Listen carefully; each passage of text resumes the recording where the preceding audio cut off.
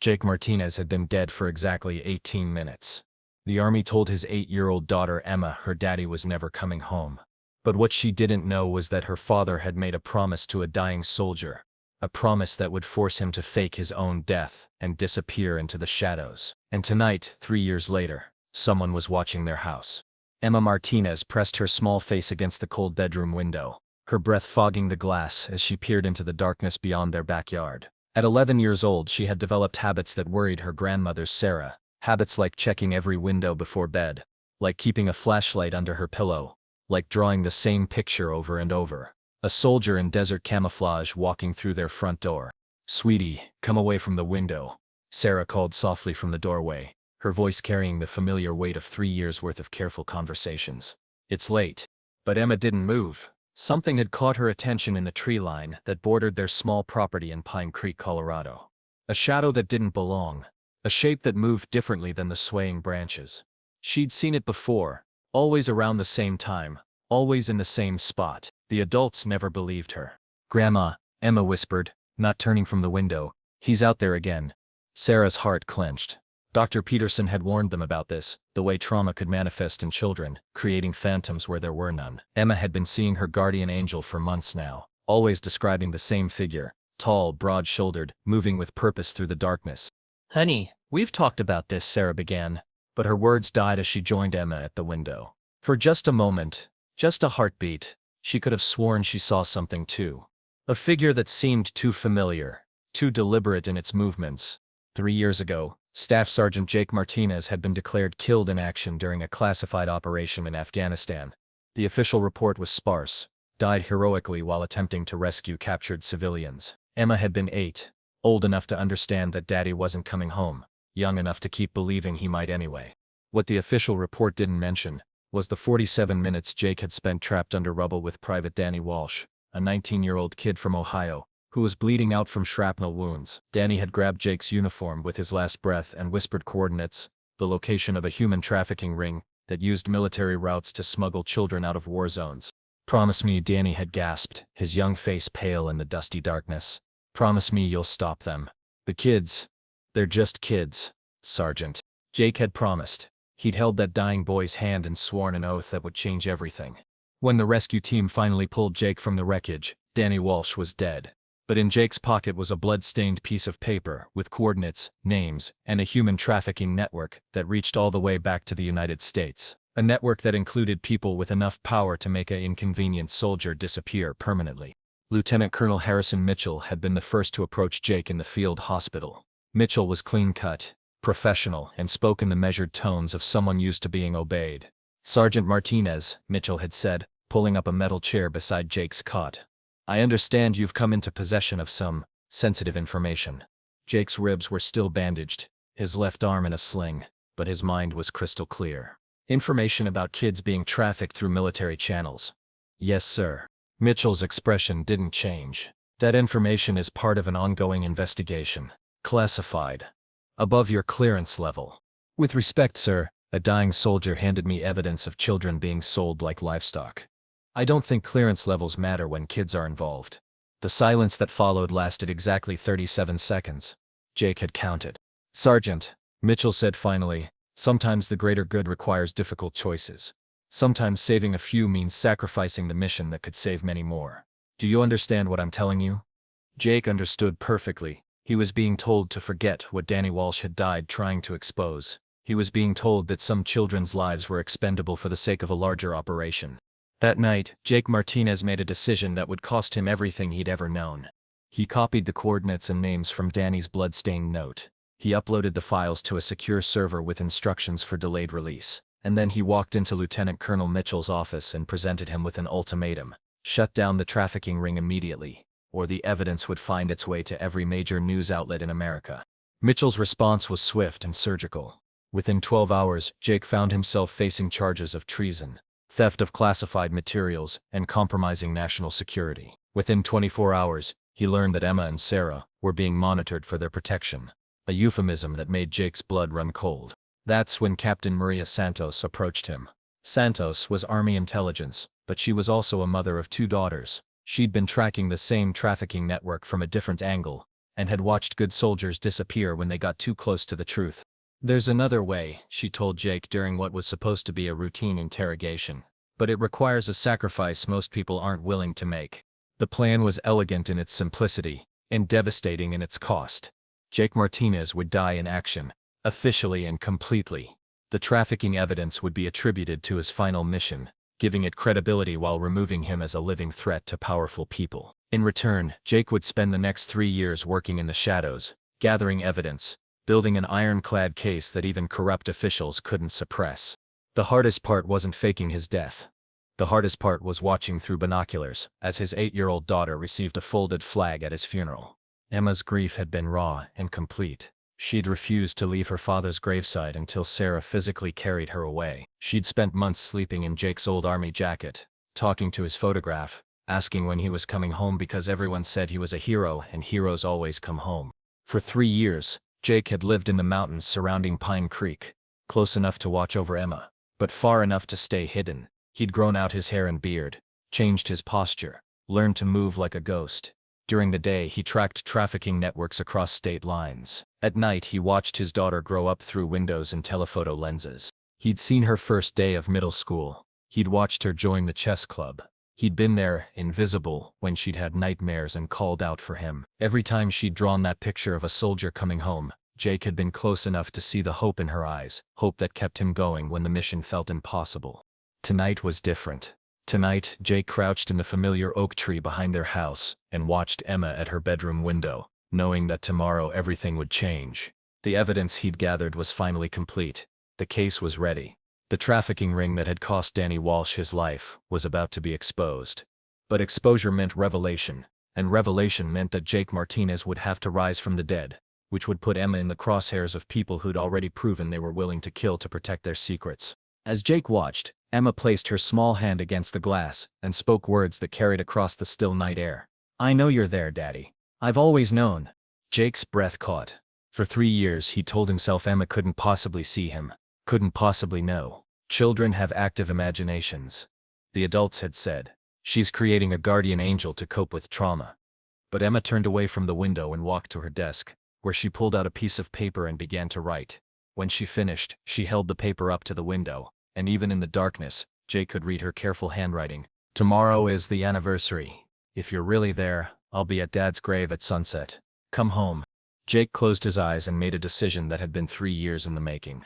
Tomorrow he would keep 2 promises, the one he'd made to Danny Walsh about stopping the trafficking ring, and the one he'd made to himself about coming home to his daughter. What he didn't know was that Lieutenant Colonel Mitchell had never stopped watching, that the dead soldiers' activities had been noted and reported, that tomorrow, when Jake Martinez finally stepped out of the shadows, he would be walking into a trap designed specifically for him.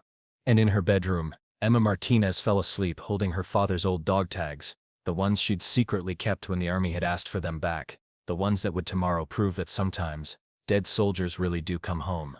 The game was about to begin, and the stakes were higher than ever. A father's love, a daughter's faith, and the lives of innocent children hanging in the balance. But some promises are worth dying for, and some promises are worth coming back from the dead to keep. The Pine Creek Cemetery sat on a hill overlooking the valley, its weathered headstones casting long shadows in the amber light of sunset. Emma Martinez walked slowly along the gravel path, her grandmother's hand resting gently on her shoulder. In her other hand she clutched a small bouquet of wildflowers, the same kind her father used to pick for her mother before she was born. "Are you sure you want to do this alone, sweetheart?" Sarah asked, her voice tight with worry. For 3 years, their cemetery visits had been together, Sarah holding Emma's hand as they stood before Jake's headstone and shared memories. But today, Emma had insisted on going alone. "I need to talk to him," Emma said simply. "Just me and Dad." Sarah glanced around the cemetery, noting how empty it was at this hour. Most people visited graves in the morning or early afternoon. Sunset visits were for the grieving, who needed solitude. "I'll wait by the car then. Call if you need me." Emma nodded and continued toward the military section, where her father's black granite headstone stood among rows of fallen heroes. As she approached, she felt that familiar flutter in her chest, the same feeling she got when she was being watched. But tonight, she hoped the feeling was real. 300 yards away, concealed behind a maintenance shed, Lieutenant Colonel Harrison Mitchell adjusted his binoculars and spoke into his radio. "Target location confirmed. Subject is an 11-year-old girl. Alone. Are you seriously telling me this is our best lead on a dead soldier? The voice that crackled back was Captain Maria Santos, though Mitchell didn't know about her true allegiance. Intel suggests Martinez has been watching his family for months. If he's going to surface, it'll be here, tonight. The anniversary of his death. Mitchell lowered his binoculars and checked his sidearm. 3 years of hunting ghosts, and it all came down to using a child as bait. It left a bitter taste in his mouth, but the trafficking network he'd been protecting was worth billions. Too much money to let one dead soldier's conscience destroy everything. Team Alpha, position reports, he commanded. Alpha 1, northwest perimeter. Clear. Alpha 2, southern approach. Clear. Alpha 3, eastern tree line. The voice paused. Sir, I've got movement. Lone figure, male, approximately 6 feet, moving with purpose toward the cemetery. Mitchell's pulse quickened. Visual confirmation? Negative, sir, too much cover. But the movement pattern suggests military training. All teams converge on my signal. Remember, we need him alive. He's got information we need before we clean this up permanently. As Mitchell spoke, Jake Martinez was indeed moving through the eastern tree line, but not where Alpha 3 had spotted movement. Years of covert operations had taught him to always assume he was being watched. The figure Alpha 3 was tracking was actually a local hunter heading home late, but Jake had deliberately moved to keep the man between himself and any potential surveillance. Jake had spent the entire day preparing for this moment. He'd cached weapons at 3 different locations around the cemetery. He'd studied satellite photos and identified 12 possible escape routes. He'd even arranged for a distraction. A small grass fire on the opposite side of town that would keep local police busy for at least an hour. But as he crouched in the shadows, watching Emma kneel beside his gravestone, Jake realized that all his tactical preparation meant nothing. Because seeing his daughter up close for the first time in 3 years, hearing her voice as she whispered to his headstone nearly broke his resolve completely. "Hi, Daddy," Emma said softly, placing the wildflowers against the granite. "I brought your favorites. Remember how you used to say wildflowers were tougher than garden flowers because they grew where they weren't supposed to?" Jake's throat tightened. He remembered those words exactly. He'd said them during one of their nature walks, when Emma had asked why he liked the scraggly mountain flowers more than the perfect roses in their neighbor's garden. "I know you're not really dead," Emma continued, her voice steady despite her tears. "I know because heroes don't just disappear. They come back different sometimes, but they always come back." From his hiding spot, Jake watched his daughter trace her finger along the letters of his name carved in stone. She'd grown so much, lost the round softness of childhood, developed the sharp intelligence in her eyes that reminded him painfully of her mother. But she still had that stubborn tilt to her chin when she was determined about something. "I found Mom's old letters," Emma said suddenly, "the ones she wrote to you when she was pregnant with me. She said you promised to always protect me, no matter what, even if it meant protecting me from dangerous people who might hurt our family." Jake's blood ran cold. Those letters had been hidden in a safety deposit box. There was no way Emma could have found them unless— "Grandma Sarah gave them to me yesterday," Emma continued. "She said it was time I understood what kind of man my father really was. She said sometimes heroes have to make hard choices, and sometimes those choices mean staying away from the people they love most." Jake's mind raced. Sarah had given Emma those letters. Sarah, who had been adamant about Emma accepting his death and moving on. Something was wrong, very wrong. That's when Emma pulled out a small device from her jacket pocket. A device that made Jake's training kick into overdrive. It was a radio transmitter, and Emma was speaking directly into it. "He's here," she said clearly. "Daddy's here. I can feel him watching." Mitchell's voice crackled back through the device. "Good girl, Emma. Just like we practiced. Keep talking to the gravestone. Make him want to come closer." Jake's world tilted. Emma was working with Mitchell. His own daughter was bait in a trap specifically designed for him. But how? Why? The answer came when Jake saw movement near the cemetery entrance. Sarah Martinez was walking briskly toward Emma, but she wasn't alone. 2 men in dark suits flanked her, and even from a distance Jake could see the bulge of concealed weapons. "I'm sorry, Daddy," Emma's voice carried across the cemetery, and now Jake could hear the fear underneath her determined facade. "They said if I didn't help them, they would hurt Grandma Sarah. They said you were already dead anyway, so it didn't matter." Jake's tactical mind immediately understood the situation. Mitchell had threatened Emma's grandmother to force the child's cooperation. Emma wasn't betraying him. She was trying to save the only family she had left. The 11-year-old girl had been carrying this burden for who knows how long, forced to choose between her living grandmother and her supposedly dead father. The rage that flooded through Jake was white-hot and dangerous. These men had used his daughter as a weapon against him. They had put a child in the impossible position of choosing between the adults she loved. But rage was a luxury Jake couldn't afford. Not when Emma was in immediate danger. Jake activated his own communication device, a secure channel he'd established with Captain Santos 3 years ago. "Maria, this is Phoenix. Package is compromised. Repeat, package is compromised. They're using the girl."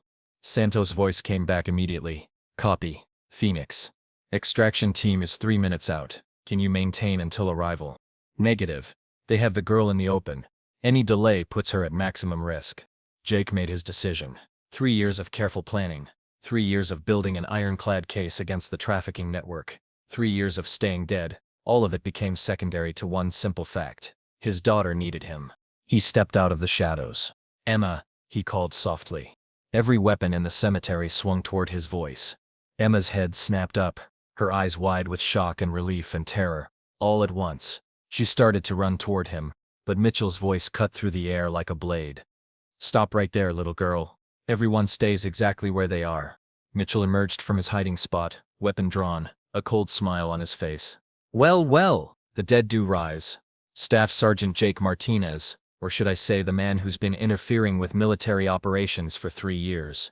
Jake kept his hands visible but ready. He was outnumbered, outgunned, and in the open, but he was also exactly where he needed to be, between the bad guys and his daughter. "Let her go, Mitchell. Your problem is with me." "Oh, but that's where you're wrong," Mitchell replied, gesturing for his men to surround the cemetery. "My problem is with the information you've been gathering, the evidence you've been compiling, the very inconvenient truth you've been preparing to reveal." Jake watched as armed men emerged from concealment positions all around the cemetery. 6 men, maybe 7. All professionals, all willing to kill a child to protect their secret. "Here's what's going to happen," Mitchell continued. "You're going to tell me where you've hidden the evidence. You're going to give me access to every file, every photograph, every piece of testimony you've collected. And then you're going to disappear again. Permanently this time. And if I refuse," Mitchell's smile turned predatory, "then your daughter learns what happens to the children who get too close to information they shouldn't have. We have facilities, Martinez. Quiet places where little girls can disappear just as completely as their fathers." Emma's face had gone pale, but her voice was steady when she spoke. "Daddy, don't listen to him. I'm not afraid." Jake's heart broke and swelled simultaneously. His 11-year-old daughter was facing down armed killers with more courage than most soldiers he'd known. She was her father's daughter, all right. But she was also still a child who needed protecting.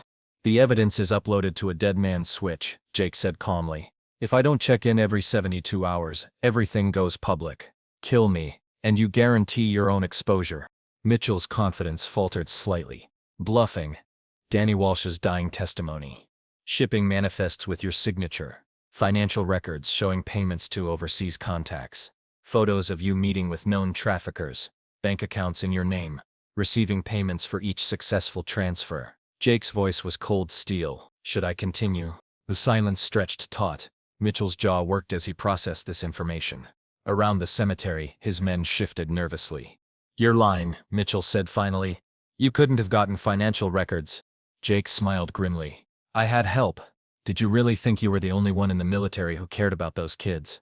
That's when the first sniper's bullet took out Alpha 3's communications equipment. The second bullet shattered Alpha 2's weapon. By the third shot, Mitchell realized they were no longer the hunters. They were the hunted. Captain Santos' voice echoed from speakers positioned around the cemetery. "This is Captain Maria Santos, U.S. Army Intelligence. You are surrounded by federal agents. Drop your weapons and surrender immediately." Mitchell spun toward Jake, his weapon raised, desperation replacing confidence. "You set this up. This whole thing was a setup." "No," Jake said quietly. "This whole thing was justice. 3 years in the making." But Mitchell wasn't listening anymore. His weapon was trained on Emma, and the wild look in his eyes said he'd rather destroy everything than lose everything. "If I go down, she goes with me." Jake was 15 feet away, too far to reach Mitchell before he could fire, too far to save his daughter if the man's finger tightened on that trigger. That's when Emma Martinez did something that proved she was definitely her father's daughter. She smiled. "You forgot something," she said to Mitchell. "What?" "I'm not just bait," Emma replied. "I'm also the distraction." The explosion that rocked the eastern side of the cemetery was small, controlled and perfectly timed. Jake had spent 3 years preparing for this moment, and that included teaching his daughter, through carefully placed notes and coded messages, exactly what to do if the situation went wrong. In the chaos that followed, as Mitchell and his men dove for cover, Jake covered the 15 feet between himself and his daughter in less than 2 seconds. He swept Emma into his arms and rolled behind the largest headstone in the military section, a granite monument to fallen Marines that could stop small arms fire. "Are you hurt?" he whispered, checking her for injuries. "I'm okay, Daddy," Emma whispered back. "I knew you'd come. I knew you'd have a plan." Jake held his daughter close and realized that the little girl who'd been forced to grow up too fast had just saved both their lives with the kind of tactical thinking that would make any soldier proud. But the game wasn't over yet. Mitchell was still alive, still armed, and still desperate enough to do anything to protect his secrets. The final confrontation was just beginning. The smoke from the controlled explosion cleared slowly, revealing a cemetery transformed into a battlefield. Jake held Emma tight behind the granite monument as gunfire echoed around them.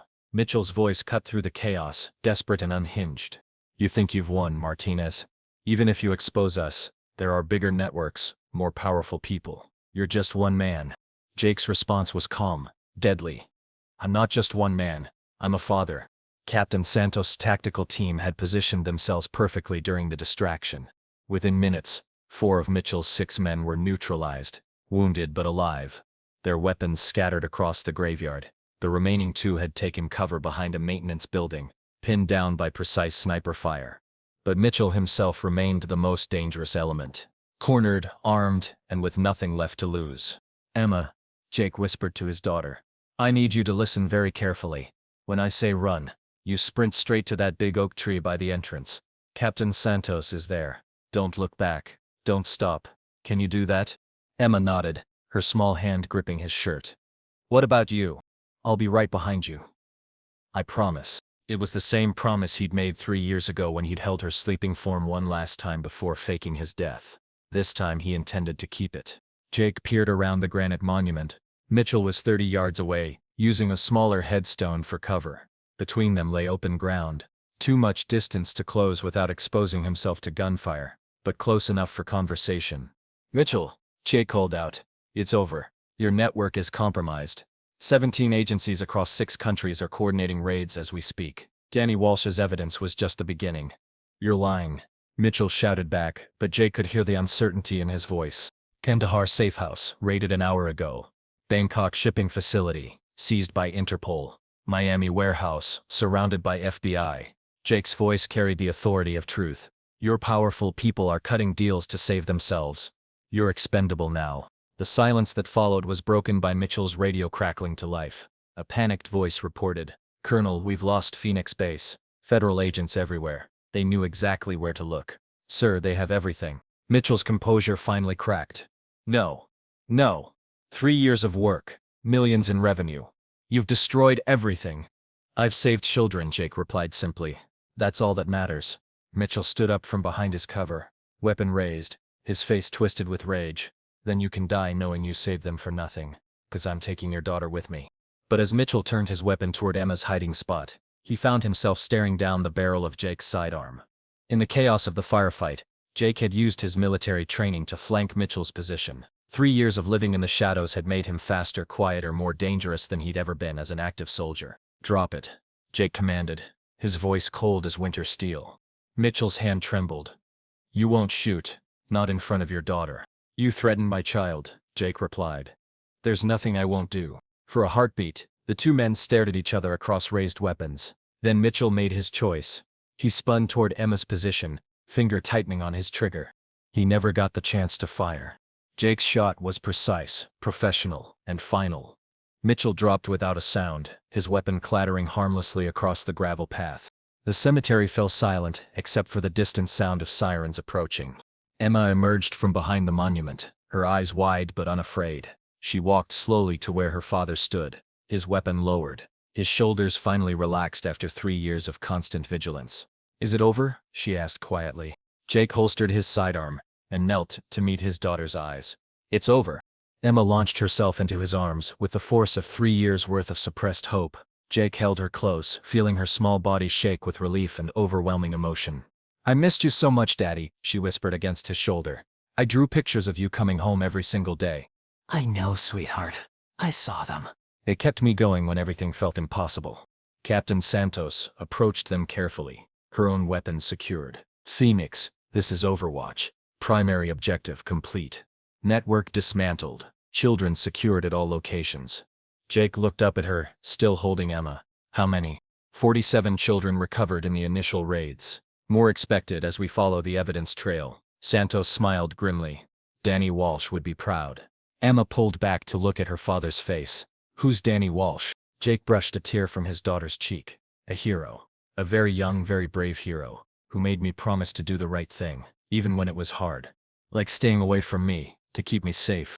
Like staying away from you, to keep you safe. Emma nodded solemnly. I understand, but you don't have to stay away anymore, right? Jake looked around the cemetery where his fake grave still stood, surrounded by evidence of the battle that had finally brought him home. No, Emma. I don't have to stay away anymore.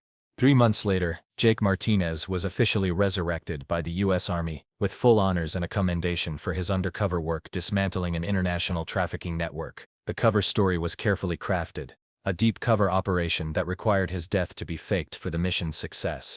Emma started therapy to process the complex emotions of having her father return from the dead. But she adapted quickly, with the resilience that had carried her through 3 years of believing in the impossible. On a warm Saturday morning, Jake sat on their back porch watching Emma practice soccer in the yard. She'd joined a team, made friends, started laughing again in ways that reminded him of the carefree child she'd been before his death. Dad, Emma called out, pausing with the soccer ball under her foot. Do you think Danny Walsh's family knows he was a hero?